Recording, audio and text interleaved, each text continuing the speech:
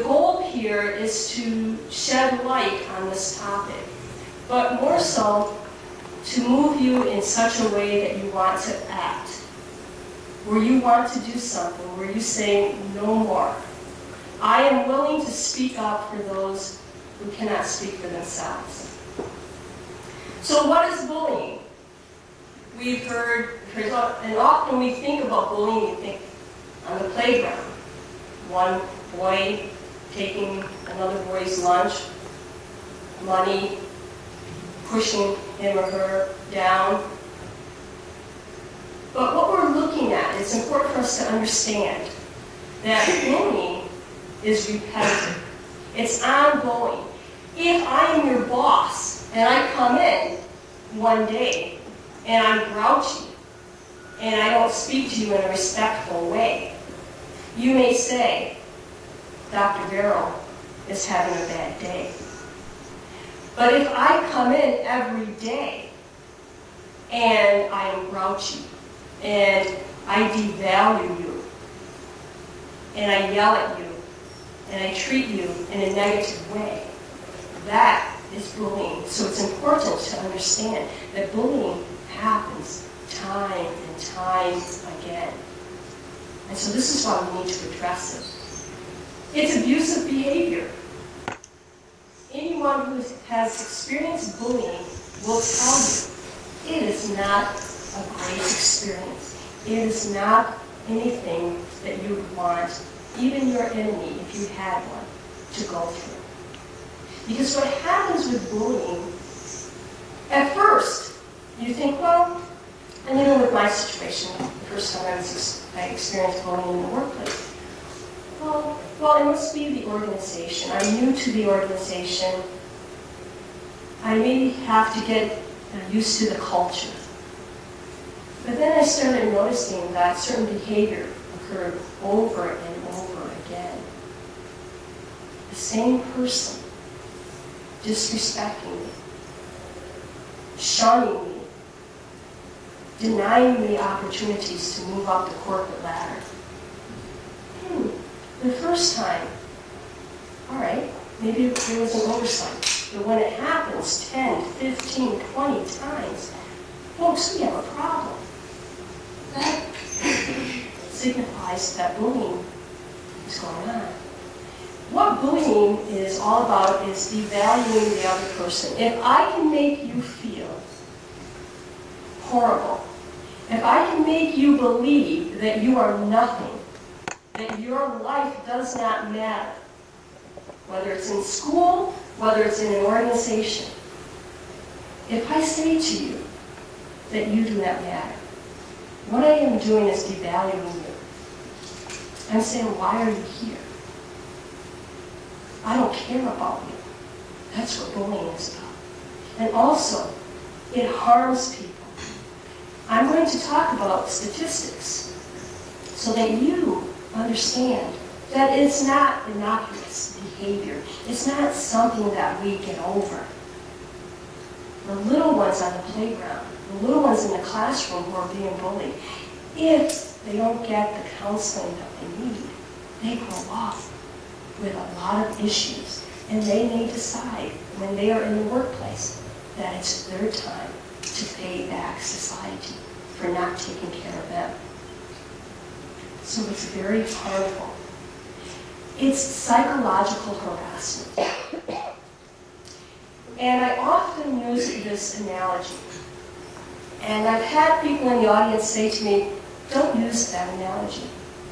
But I'm going to use it because it speaks to what workplace bullying is, what bullying in general is all about. Now, I'm sure you've all heard the term waterboarding. So imagine that you are a prisoner and your enemies decide that they are going to torture you using water. So imagine you are confined in an area where you can't move. Your hands are strapped down, your arms are strapped down, your legs are strapped down. And let's just say they decide to drop little drops of water on your forehead. So initially you say, well, you know what, I can take this. It's no big deal. It's just a drop of water. But let me tell you, drop after drop after drop, what happens is you will begin to break psychologically. Well, workplace bullying is the same thing. If you have a young person who constantly has to worry about being bullied at school, or if you have an adult who has to worry about being bullied in the workplace, there's a lot of stress, and it wears on them. Drop, drop, drop, and eventually those individuals break. And I will show you statistics to let you know what happens to individuals when they are bullied. So why does bullying exist? Well, I have a couple of reasons.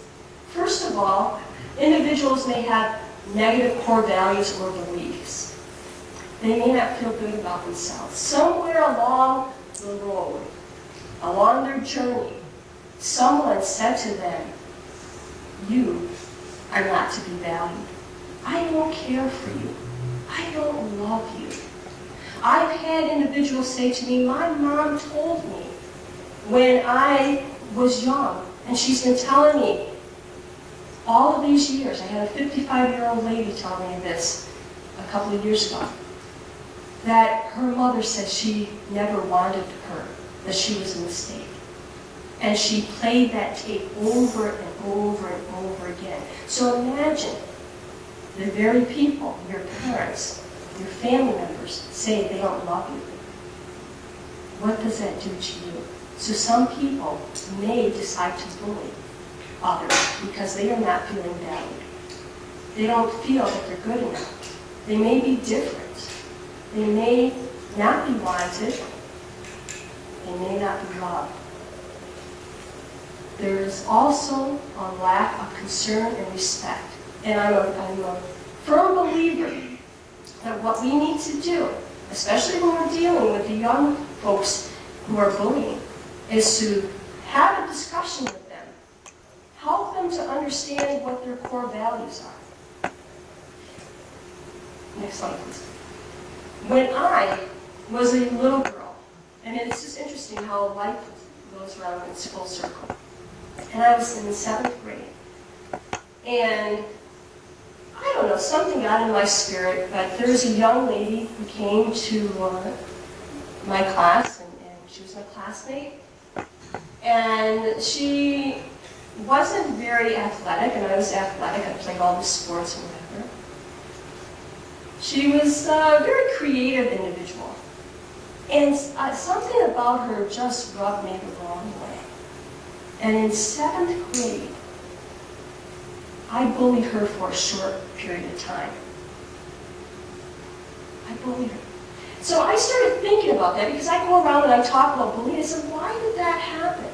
Because I had solid core values. My parents taught me to respect people. My parents taught me to value people. So what happened to Lisa when she was in 7th grade? What happened? And so I started thinking about that. And I remember that one of my teachers had disrespected me, had humiliated me in public. I struggled with math. And instead of encouraging me and helping me to learn math, my teacher made me stand in front of the blackboard with my face to the blackboard, and it was long division, and my mind was blank. I did not have the answer, but she said some things to me that went to my heart. And guess what? When I had an opportunity, unfortunately, I saw someone who was a little bit weaker than I was. Guess what I did? But I want to tell you something. I thank God that my parents instilled in me core values. I knew every time I teased Lisa, her name is Lisa, my heart ached because I knew I was wrong. I knew what I was doing was wrong because it was going against my core values. And I'm a firm believer that we have to make sure that the young people understand what their core values are, so that when they think about bullying someone, the red flags go off. Something inside of them says, no, this is not right. I need to stop. I stopped. And you want to know something? It's interesting because probably about 20 years after I had bullied Lisa, that stuck with me. And we had a school reunion, and I hadn't seen Lisa in 20 years. I went up to Lisa, and I said to her, Lisa, I want to apologize for bullying you in 7th grade. And you know what she said? I don't remember you bullying me. Because what happened was, after I stopped bullying her, I became her protector. And people knew that they could not bully Lisa anymore, because Lisa, the jock, was her protector. And so I thank God that she doesn't have those memories. I have those memories, and those memories will stay with me forever. So we need to start teaching our young people to go back to what Mom and Dad taught them about their core values.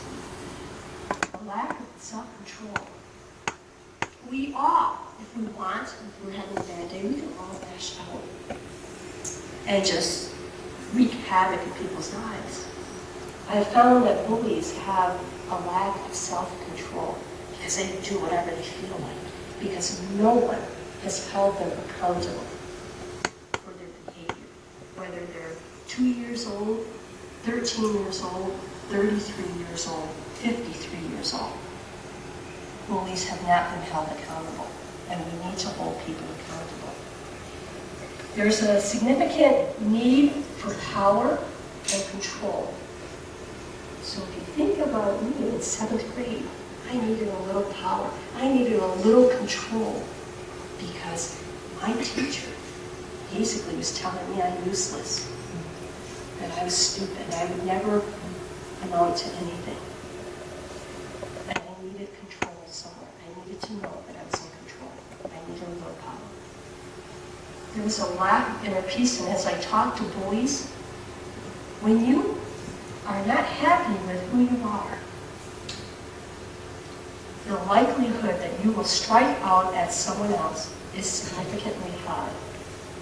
And so what we need to do is to try to understand who we are as individuals, come to love ourselves and value ourselves as individuals. Because when you love yourself, when you are okay with yourself, you will not harm others. You will not harm others.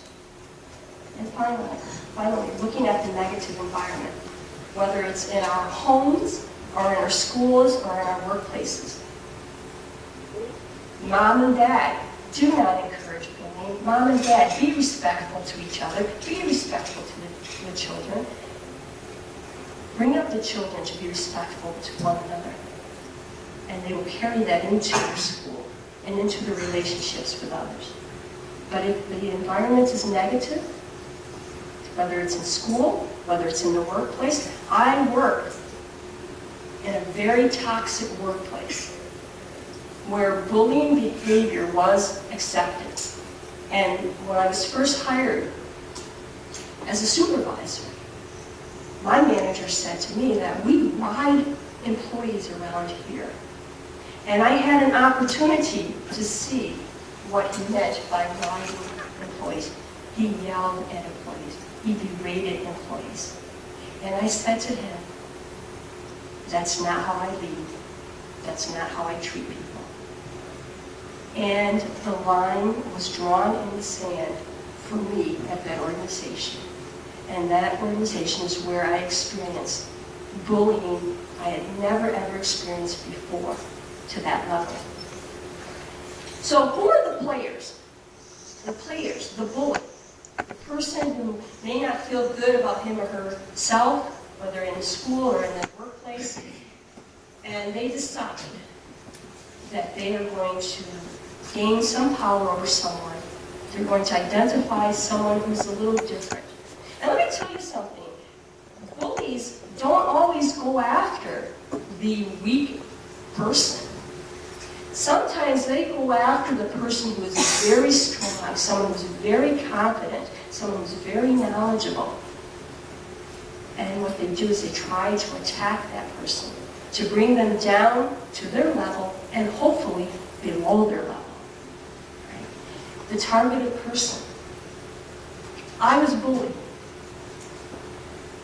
I'm a very self-assured person, very confident person. Well, I know what I want out of life.